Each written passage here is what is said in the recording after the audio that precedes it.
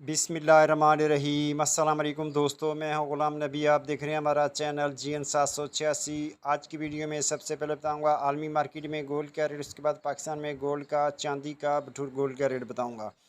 पहले बात करते हैं आलमी मार्केट की। आलमी मार्केट में इस वक्त जो गोल्ड का रेट है वो $3,320 फ़ी औंस पे मार्केट है और एक औंस का वजन होता है 31 ग्राम 100 मिली। अब दोस्तों यहाँ बात कर लेते हैं local Liberty Market Gulberg 3 Lahore Pakistan. आज तारीख है 27 मई 2025। आज के गोल्ड के रेट की बात करें तो 18 कड़ी तोले का रेट 2,62,125 रुपये फ़ी तोला। 21 कड़ी तोले का रेट 3,05,812 रुपये फ़ी तोला। 22 कैरेट फ़ी तोले का रेट 3,20,375 रुपये फ़ी तोला। 24 कैरेट गोल्ड का रेट जनाब 3,49,500 रुपये फ़ी तोला। जी हाँ, रेट दोबारा सुन लें। 24 कैरेट गोल्ड का रेट है 3,49,500 रुपये फ़ी तोला।